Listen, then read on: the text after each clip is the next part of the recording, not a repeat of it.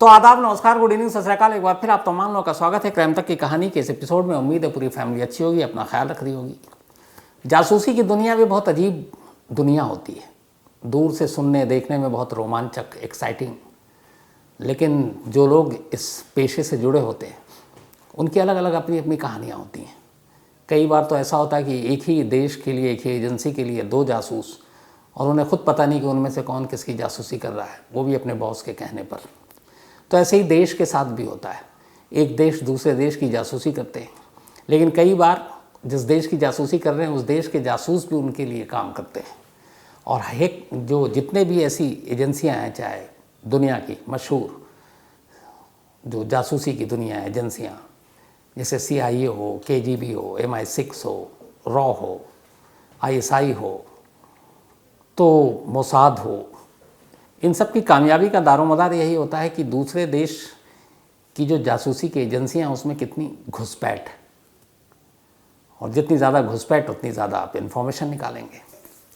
आज की कहानी अमेरिका के इतिहास के एक ऐसे जासूस की कहानी है जिसे 20 साल तक ढूंढा गया कि हमारे बीच में गद्दार है, और उस गद्दार को ढूंढने के लिए करीब 300 लोग, अमेरिका की खुफिया एजेंसी CIA के, वहाँ की FBI federal bureau of investigation की टीम लगी रही। इस दौरान में एक दो लोगों को पकड़ा भी गया, जेल भी भेज दिया गया, लगा कि यही था भेदिया गद्दार। लेकिन उसके गिरफ्तारी और जेल भेजने के बावजूद वो चीज़ें चलती रहीं जो पहले भी हो रही थी। तो लगा कि शायद किसी गलत आदमी को पकड़ा है, असली गद्दार अब भी अंदर है।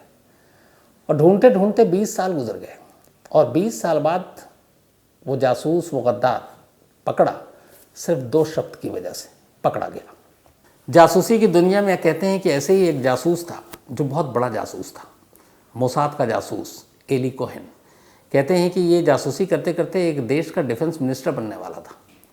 एली कोहेन की जासूसी, उसकी हिम्मत, उसकी दिलेरी की पूरी कहानी आप कुकू FM ऐप के ऑडियो बुक पर सुन सकते हैं।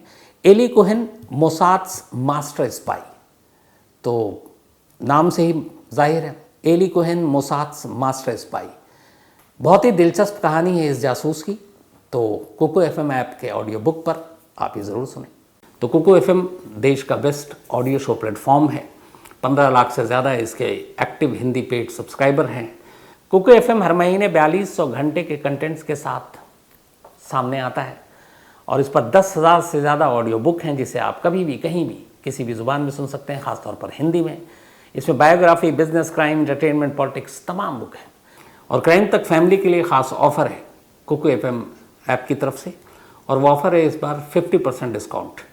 तो यानी आप पहले महीने के लिए सिर्फ 49 रुपीज़ में सब्सक्रिप्शन हासिल कर सकते हैं, और 10,000 से भी ज़्यादा जो ऑडियो बुक का ख़जाना जहाँ चाहें जब चाहें सुन सकते हैं।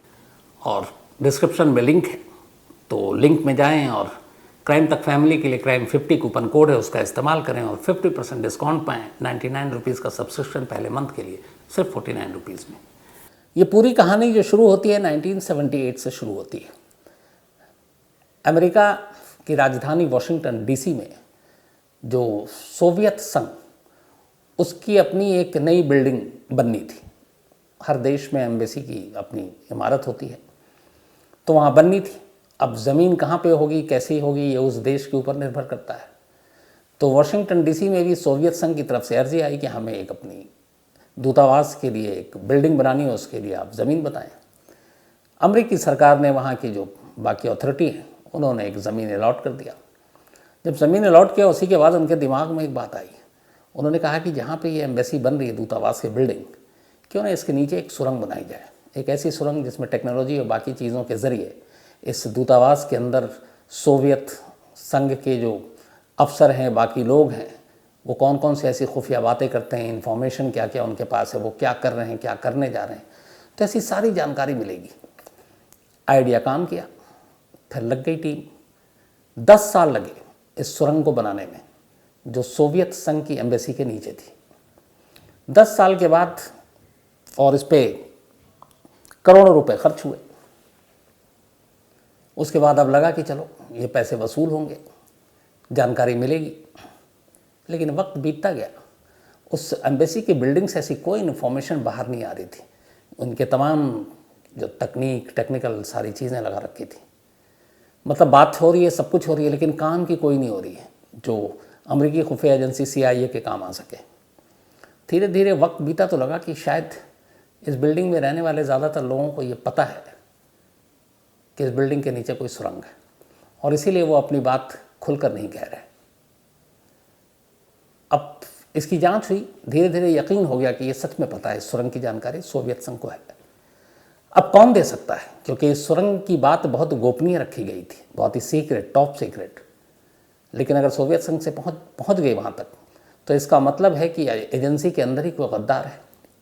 लेकिन वो कौन है? अभी इसकी तफ्तीश चल ही रही थी या शुरू होती पूरी तरीके से। तभी ये बात है 1988 के आसपास की।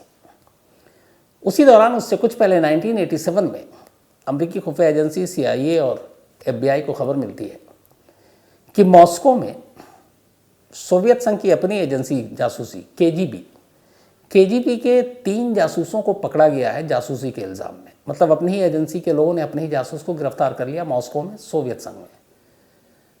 अब इन तीनों के जब नाम पहुंचे CIA के पास, तो पता चला कि ये तीनों वो जासूस थे जो CIA के लिए भी काम करते थे।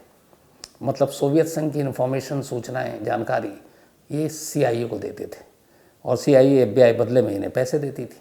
यानी कायदे से ये तीनों KGB के जासूस CIA के जासूस थे। अब जब ये बात पता चली तो बड़ा धक्का लगा, और ये था कि अब सोवियत संघ के साथ गद्दारी तो उनकी सज़ा मौत से कम नहीं। अब इन किसी भी एजेंसी के लिए 3 जासूस इस लेवल के खोना बड़ा सदमा होता है, क्योंकि फिर आपको नए सिरे से किसी को एक भर्ती करनी होती है, ख़रीदना होता है, लालच देना होता है, धमकाना होता है, डराना होता है, बहुत सारी चीज़ें होती हैं। तो अब CIA के लिए भी झटका, FBI के लिए भी झटका। अब 3 जासूस का एक साथ एक ही दिन पकड़ा जाना यहाँ एक सवाल खड़े कर रहा था कि आखिर KGB को, अब वो तीनों जासूस, उन तीनों को भी पता नहीं, कोई भी एजेंसी इसी तरह काम कराती है कि ये अमेरिका के लिए काम कर रहा है, ये CIA के लिए काम कर रहा है। तीनों अलग अलग, तीनों का कोई ताल्लुक नहीं आपस में, लेकिन वही 3 पकड़े गए जो सच में CIA के लिए काम कर रहे थे। तो यहाँ पे वॉशिंगटन में कान खड़े हुए कि ये 3 लोगों की एक साथ गिरफ्तारी, इसका मतलब है कोई भेदिया है, कोई गद्दार है, जिसने KGB तक ये इन्फॉर्मेशन पहुँचाई है कि ये 3 जो तुम्हारे एजेंट हैं ये असल में CIA के लिए काम कर रहे हैं। तो इधर अभी ये जो सुरंग बनाया 10 साल की मेहनत के बाद, उसका कोई सिला नहीं मिला, क्योंकि ऐसा लग रहा था कि सोवियत एम्बेसी को सारी जानकारी है। इधर 3 KGB के एजेंट एक साथ उनका पकड़े जाना, और साथ में ये भी कि इन तीनों की जानकारी किसी ने दी हो, तब भेदिया कोई हो सकता है। इसी दौरान में अभी ये सारी चीज़ों पे जांच चली रही थी कि 1989 में एक और सदमा लगता है CIA को। एक फेलिक्स ब्लॉक नाम के एक गवर्नमेंट एम्प्लॉय थे, उन पर नज़र रखी जा रही थी। डाउट ये था कि ये जो है ये भेदिया है और ये KGB के लिए काम कर रहा है, तो उसके खिलाफ नज़र रखी जा रही थी और KGB को इन्फॉर्मेशन देने का शक था उसके ऊपर। लेकिन इससे पहले कि जो अमेरिकी एजेंसियां थी वो पहुंचती फेलिक्स तक, ये बात KGB तक पहुंच गई, और KGB ने ये किया कि उसने फेलिक्स से अपने सारे रिश्ते तोड़ दिए। अब उससे कोई कांटेक्ट नहीं, कोई संपर्क नहीं। इससे पहले कोई ऐसा सबूत नहीं था कि फेलिक्स को गिरफ्तार कर सके, तो उसके ऊपर आप कोई इल्ज़ाम भी नहीं लगा सकते थे। और KGB ने उससे न सिर्फ नाता तोड़ लिया, बल्कि अब उससे कोई इन्फॉर्मेशन भी नहीं लेता। तो सबूत था नहीं, सिर्फ शक था, लेकिन शक यकीन में बदलता और वो रंगे हाथ पकड़ता। उससे पहले ही KGB को खबर मिल गई कि फेलिक्स पर नज़र है, फेलिक्स शक के घेरे में आ गया है, और KGB ने उससे दूरी बना ली और उसको भी आगाह कर दिया कि अब तुम भी होशियार हो जाओ। तो उसने जो भी ये सबूत थे इधर उधर बर्बाद कर दिए, अब उसको गिरफ्तार भी नहीं कर सकते थे। तो ये 3 इंसिडेंट हो गए, सुरंग का, 3 एजेंट्स का एक साथ गिरफ्तार होना KGB का मॉस्को में, और फिर एक सरकारी अफसर जिसके ऊपर शक था कि शायद यही KGB को सारी इन्फॉर्मेशन पास कर रहा है। तो कोई ना कोई भेदिया है, लेकिन वो कौन है, पूरी तलाशी ली गई। इस दौरान में एक और शख्स को गिरफ्तार भी किया गया, उसकी वाइफ के साथ। उसके घर से कुछ पैसे भी मिले और कुछ चीज़ें भी मिली, लेकिन लगा कि यही है, पर खुद CIA और FBI के लोगों का मानना था कि वो भेदिया नहीं हो सकता। तो ये असली भेदिया और गद्दार कौन था, ये एक राज बना हुआ था। आखिरकार काफ़ी तलाश के बाद जब कोई काम नहीं आया कि कौन है वो गद्दार अपने अंदर छुपा हुआ, तब 1994 में FBI और CIA दोनों ने तय किया कि वो एक ज्वाइंट टीम बनाएंगे, FBI और CIA की मिली हुई टीम, जो ये पता लगाएगी कि हमारे अंदर का गद्दार कौन है, क्योंकि ये बहुत नुकसान पहुंचा रहा है, KGB को सारी इन्फॉर्मेशन दे रहा है और हमारे एक एक करके जो एजेंट हैं वो शक के घेरे में आ रहे हैं, जो मतलब उनके लिए काम कर रहे हैं। तो FBI और CIA ने मिलकर ज्वाइंट टीम बनाई। अलग अलग वक्त में इस टीम में करीब 300 लोगों ने काम किया। 300 लोग एक या एक से ज़्यादा उस गद्दार को ढूंढ रहे हैं जो सोवियत संघ की खुफिया एजेंसी KGB के लिए काम कर रहा है। इसके बाद इस टीम को बनाने के बाद, ज्वाइंट टीम को बनाने के बाद, इसका नाम दिया गया इस ऑपरेशन का ग्रे सूट। अब ऑपरेशन ग्रे सूट के तहत एक ही मकसद था, उस गद्दार, उस भेदियों को तलाशना, ढूंढना। अब लग गई। इसके बाद तमाम तलाशी, तमाम अलग अलग जो भी सस्पिशियस थे, ज़रा सा भी जिन पे शक था, उनकी पूरी प्रोफाइलिंग, उनकी लिस्ट निकाली जाने लगी। 1998 में, अब 4 साल बीत गए थे इस ज्वाइंट टीम को बने हुए, अभी तक कोई ऐसी जानकारी नहीं मिल रही थी कि क्या है। तभी एक जिसके ऊपर शक किया, एक और शख्स, एक क्रिमिनल की भी उन्होंने तैयारी की, तो उस क्रिमिनल को भी गए और उसके बाद देखा कि शायद ये KGB से इसका ताल्लुक है, क्योंकि उसका बहुत सारे पैसे वैसे थे। लेकिन उससे भी कोई फ़ायदा नहीं हुआ। वहाँ तक नहीं पहुँच पाए कि आखिर उस सुरंग के 3 एजेंट के या फिर बाकी जो मामले थे उसमें किसने यहाँ से इन्फॉर्मेशन लीक की। जानकारी चलती रही। इसी बीच एक और इस केस में ट्विस्ट आता है। होता ये है कि CIA के एक KGB एजेंट के साथ, जो CIA का एजेंट उससे कांटेक्ट करता था, अफसर, उसने उससे एक डील की थी एक किसी खुफिया इन्फॉर्मेशन के लिए, एजेंट के लिए। करीब ये डील थी लगभग 50 करोड़ रुपीज़ में, इंडियन करेंसी में, वहाँ डॉलर में हुआ था। तो इस डील के बदले में KGB के उस एजेंट ने एक फ़ाइल दी CIA की टीम को, और उस फाइल के साथ एक ऑडियो टेप भी दिया। उस फाइल में कुछ एजेंट का जिक्र था, कुछ खुफिया जानकारी थी। अब जब वो फाइल और वो सारी चीज़ों की पड़ताल शुरू हुई तो उसमें ऐसी कोई जानकारी नहीं मिल रही जिससे इस केस पर रोशनी डाली जा सके। कई बार फाइल पढ़ी गई, देखी गई, सुनी गई। तभी एक अफसर ने, जो इस इन्वेस्टिगेटिव टीम का हिस्सा था, उनका नाम था माइकल वेक्सपैक, वो इस ऑडियो टेप को सुन रहे थे। ऑडियो टेप सुनते सुनते बहुत सारी बातें सुनी। एक जगह पर आकर वो ठहर गए। उस बातचीत के दौरान 2 शब्द का इस्तेमाल हुआ था। वो शब्द थे पर्पल पिसिंग। पर्पल पिसिंग मतलब बैगनी पेशाब। अब जब ये आवाज़ सुनी माइकल ने, तो उन्हें लगा कि ये शब्द कहीं उन्होंने सुना है और ये आवाज़ भी उन्होंने कहीं सुनी है। अब पहली बार उन्हें लगा कि ये कुछ है, ये मैंने आवाज़ भी जानता हूँ और ये शब्द भी सुने, कहाँ सुने। फिर उन्होंने याद किया तो उन्हें याद आया कि वर्ल्ड वॉर 2 के दौरान, जब दूसरा विश्व युद्ध हुआ था, उस वक्त जापान और अमेरिका एक दूसरे के कट्टर दुश्मन थे। तो अमेरिकी सेना, जो जापानी सेना थी, उनको पर्पल पिसिंग या फिर बैगनी पेशाब कहकर चिढ़ाते या बुलाते थे। उसकी वजह यह है कि जापानी सैनिक एक पर्पल कलर का, बैगनी रंग की डाई का इस्तेमाल करते थे इन्फेक्शन से बचने के लिए, क्योंकि फंगल इन्फेक्शन से बचने के लिए वो बैगनी रंग की एक वो पहनते थे डाई। तो इसी कलर को देखते हुए उनको पर्पल पिसिंग या बैगनी पेशाब के नाम से चिढ़ाते थे अमेरिकी सैनिक जापानियों को। तो इन्हें लगा कि ये कहीं सुना है। अब वो दिमाग पे जोर डालने लगे। जोर डालते डालते अचानक उनको याद आया कि ये जो मैंने नाम सुना है,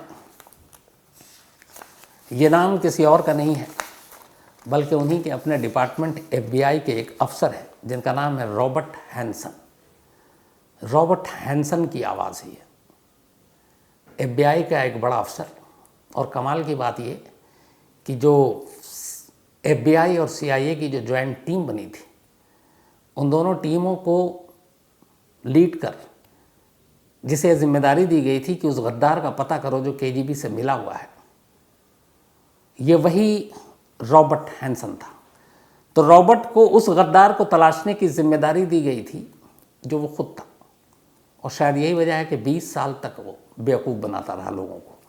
तो अब माइकल ने ये आवाज़ पहचान ली और ये शब्द उसने याद किया कि हाँ, इसको जो है वो अक्सर यूज़ करता था, अक्सर बोलता था हैंसन। उसने अपने सीनियर कुछ ख़ास अफसरों को बोला ताकि हैंसन भी उस टीम में था, पता ना चले FBI में। फिर उसने कहा कि शायद ये गद्दार हमें मिल गया, लेकिन अब सबूत कुछ नहीं था। अभी तक ये सिर्फ ऑडियो टेप जिसमें आवाज़ और रंगे हाथ पकड़ना है। अब इसके बाद प्लानिंग हुई कि इसको रंगे हाथ पकड़ना है। अब FBI और CIA की टीम खामोशी से हैंसन के पीछे लग गई, लेकिन उससे पहले ये किया कि अब चूँकि पता चल चुका था, शक था कि ये जासूसी करता है KGB को, तो इसलिए उसको तमाम इम्पॉर्टेंट जगह से, इम्पॉर्टेंट डेस्क से उसको हटा दिया गया। उसको एक स्टाफ दिया गया, एक अलग ऑफिस दिया गया और उसको बेकार के डेस्क जॉब पे लगा दिया गया जिसमें कोई सेंसिटिव डॉक्यूमेंट्स या इन्फॉर्मेशन ना हो। और जो एक स्टाफ दिया गया, वो स्टाफ इसलिए दिया गया ताकि वो हैंसन की निगरानी कर सके। अब ये इंतज़ार करने लगे। इसी दौरान हैंसन ने एक मैसेज भेजा KGB के अपने आकाओं को और उसमें लिखा कि अब मेरी तरक्की हो गई है, मुझे एक अलग ऑफिस दे दिया गया है, लेकिन कोई काम की जानकारी या मेरे पास वैसा वाला काम नहीं है। मुझे लगता है कि शायद इन लोगों को कुछ शक हो गया। अब इसके बाद धीरे धीरे वक्त बीता, नज़र लगातार थी इन लोगों के ऊपर। अब इंतज़ार कर रही थी FBI और CIA कि हैंसन कोई गलती करे। 18 फरवरी 2001, 18 Feb 2001, आखिरी दिन वो दिन आ गया। हैंसन के ऊपर नज़र थी, हैंसन को पता नहीं था। वो अपने घर से निकलता है और उस वक्त घर से निकलने के बाद वो कुछ दूर जाता है एक सन्नाटी सी जगह पर। वहाँ एक पार्किंग की साइन लगी हुई थी, राइट लेफ्ट जाने की। उस पार्किंग के साइन के ऊपर वो एक वाइट टेप चिपका देता है और चिपकाने के बाद वापस आ जाता है। ये कोड वर्ड था, एक कोड मैसेज था उसके KGB के साथियों के लिए। अब ये करके आ गया और किसी को कुछ पता नहीं, लेकिन CIA और FBI के लोग ये देख रहे थे। अब वहाँ पे सिर्फ एक वाइट टेप चिपका हुआ है। चाहते तो FBI और CIA के लोग उसी वक्त उस टेप को उखाड़ते और देखते, लेकिन उन्हें मालूम था कि इसमें कुछ है नहीं, शायद ये सिर्फ एक मैसेज है। तो इसलिए अभी शक ना हो, उस टेप को यूं ही छोड़ा और उसी जगह की निगरानी करने लगे इस तरीके से ताकि कोई देख ना सके, ना हैंसन को पता चल सके। अब वो इंतज़ार करने लगे कि कुछ हो, और ये एक सिग्नल था, उन्हें मालूम था कि इसके बाद कुछ ज़रूर होगा। आखिरकार नेक्स्ट डे इंतज़ार पूरा हुआ, हैंसन फिर निकला और इसके बाद इस बार उसके हाथ में एक पैकेट था। उस पैकेट को लेकर वो वहीं से थोड़ी दूर पर गया। वहाँ एक नाले जैसा था, बांध जैसा। उसने उस पैकेट को एक रस्सी से बांधकर उस बांध से लटका दिया।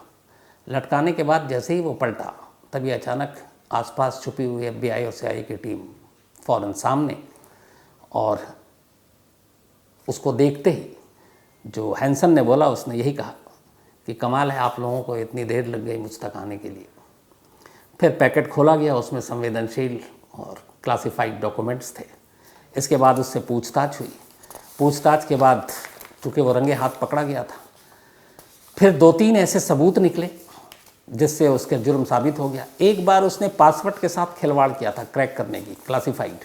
उससे पूछा गया तुमने ऐसा क्यों किया, तो उसने कहा मैं अपने टर्मिनल को प्रिंटर के साथ अटैच कर रहा था, नहीं हो रहा था, इसलिए क्रैक करने की कोशिश कर रहा था। एक बार हैंसन के साले ने जाकर शिकायत की थी कि मैंने एक बार देखा इसके बेड के नीचे, गद्दे के नीचे बहुत सारे पैसे थे और ये हमेशा पोलैंड जाकर बसने की बात कर रहा, तो इतने पैसे कहाँ से आए, मुझे डाउट है ये कुछ गलत कर रहा है। लेकिन ये बड़ा अफसर था तो कुछ हुआ नहीं, उस मामले का भी मामला रफा दफा हो गया। लेकिन इस बार रंगे हाथ पकड़ा गया था। पता चला कि पिछले इतने सालों में जो इसने KGB के लिए जासूसी की, करीब करीब $2 मिलियन के आसपास तो पैसे, इसके अलावा अलग अलग बैंक के फंड्स, डायमंड्स और पता नहीं क्या क्या चीज़ें थी। उन सारी चीज़ों का खुलासा हुआ, एक पुख्ता केस बना और इस केस के बाद इसको अदालत में पेश किया गया एक गद्दार के तौर पर। और फिर अदालत में जाने के बाद 2002 में हैंसन को उस वक्त मांग कर रहे थे कि इसको फांसी की सज़ा दी जाए, क्योंकि ये एक बहुत ही संगीन जुर्म था। एक देश की सुरक्षा से जुड़े हुए तमाम जो जानकारी थी वो आप दुश्मन देश को बेच रहे हैं, और उस वक्त सोवियत संघ और अमेरिका के बीच ज़बरदस्त दुश्मनी थी। लेकिन फिर अदालत ने सज़ाए मौत तो नहीं दी, पर उम्र कैद की सज़ा सुनाई हैंसन को, जब तक जिंदा है जेल के अंदर रहेगा, कभी जीते जी बाहर नहीं आएगा। इसके बाद ये जेल चला गया। अब ये 2002 की बात है, इत्तेफाक से जस्ट 9/11 के इंसिडेंट के फ़ौरन बाद पूरे अमेरिका में 9/11 के चर्चे थे। ये केस दब गया। हमारे यहाँ भी होता है मीडिया में, न्यूज़ चैनल, अखबारों में, जब कोई बड़ा केस आ जाता है तो फिर बाकी केस सब पीछे रह जाता है। तो ये एक बहुत बड़ी स्टोरी थी कि अमेरिका के शायद इतिहास का अब तक का सबसे बड़ा गद्दार, जिसने 20 साल तक अपने ही डिपार्टमेंट और साथ में CIA को बेवकूफ़ बनाया। उस वक्त गलती ये हुई, बाद में जो जांच हुई, कि ये जो गद्दार है, हर एक को यही शक था कि ये गद्दार CIA से है और CIA के अंदर का ही है जो कोई लीक कर रहा है, KGB और बाकी लोग। किसी ने सोचा ही नहीं था कि ये FBI से भी हो सकता है, और हैंसन FBI में था। ज्वाइंट टीम बनी तो दोनों साथ थे और वो लीड कर रहा था। तो हर एक की नज़र CIA की उसके ऊपर लिस्ट थी, जिन जिन के ऊपर शक था। FBI की तरफ कोई सोचा ही नहीं, और यही वजह है कि 20 साल तक आराम से ये चूना लगाता रहा, बेवकूफ़ बनाता रहा और जासूसी करता रहा अपने ही देश के ख़िलाफ़। तो इसको फिर यह हुआ कि सज़ाए मौत मांगी गई, लेकिन इस दौरान में इसने बहुत सारे सोवियत संघ के फिर जो राज थे वो CIA को बताए। शर्त यही थी कि इस राज को बताने के बाद उसकी सज़ा जो है वो कम से कम डेथ पेनल्टी ना हो, उम्र कैद हो जाए। तो सोवियत संघ की जानकारी देने की वजह से उसके एवज़ में इसकी सज़ा कम की गई और डेथ पेनल्टी की बजाय इसको उम्र कैद दी गई। इसके बाद से ये कोलोराडो जेल में बंद रहा हैंसन, और वहीं पर पिछले 2002 से मतलब 21 सालों से बंद था। अभी 5 जून 2023, ये मतलब करीब 10 दिन पहले, 10-11 दिन पहले, उसी कोलोराडो जेल में 79 ईयर्स की एज में हैंसन की मौत हो गई। नेचुरल डेथ थी, 89 साल की उम्र थी और उसकी मौत हो गई। और उसी के मौत के बाद फिर अमेरिका में एक बार उसके नाम लोगों के सामने आया, मीडिया में उसकी खबरें छपी, और इस तरीके से एक जासूस, एक गद्दार जासूस, जिसको खुद गद्दार को ढूंढने की जिम्मेदारी दी गई, और जब मतलब उसे उस शख्स को ढूंढना था जो वो खुद है। तो अजीब अजीब सी कहानियाँ हमारे सामने आती। तो ये थी उस गद्दार जासूस की कहानी। अब कहानी ख़त्म करूं उससे पहले आज अर्जुन सिंह विमल, इनका जन्मदिन है, तो हैप्पी बर्थडे अर्जुन सिंह जी। और ये CRPF में है, विवेक कुमार ने भेजा है। और अर्जुन सिंह जी, हम सब की दुआएं हैं कि आप जल्दी SI यानी कि सब इंस्पेक्टर बने। दिव्या शर्मा देहरादून से, thank you so much Divya, and happy birthday, हमेशा खुश रहो, अच्छे रहो। साथ ही राजेश सैनी, इनकी सिस्टर का भी आज जन्मदिन है। इन्होंने नाम लिखा, बहन का नहीं लिखा, लेकिन कोई बात नहीं। राजेश जी, हैप्पी बर्थडे उनको। साथ ही हेतवी, इनका भी आज बर्थडे है, तो हैप्पी बर्थडे हेतवी। और ये रवि रमावत की बिटिया है नकीबुर रहमान अब्बासी, इनका भी आज बर्थडे है, जन्मदिन है, सालगिरह है, तो हैप्पी बर्थडे नकीब। और ये अतीकुर रहमान ने भेजा है पाकिस्तान से। संजुक्ता माझी जी, इनका भी आज जन्मदिन है, तो हैप्पी बर्थडे संजुक्ता जी। और ये अनुप्रिया ने भेजा है, बल्कि कल था बिलेटेड हैप्पी बर्थडे, और अनुप्रिया की मम्मी हैं संजुक्ता जी, उड़ीसा से हैं ये। साथ ही विवेक कुमार जी के फादर का भी आज बर्थडे है, तो हैप्पी बर्थडे बोल दीजिएगा विवेक जी, आपने नाम लिखा नहीं। मोहम्मद सदर आलम, इनका भी आज बर्थडे है, तो हैप्पी बर्थडे सदर आलम। और ये फातिमा आलम असद ने भेजा है। साथ ही आज नीलाक्षी अवस्थी और अभिषेक शुक्ला, इन दोनों की एनिवर्सरी है, तो आप दोनों को बहुत बहुत मुबारक, बधाई। इसके अलावा मालती एंड अनिल कुमार, इन दोनों की भी मैरिज एनिवर्सरी, तो आप दोनों को भी बहुत बहुत बधाई।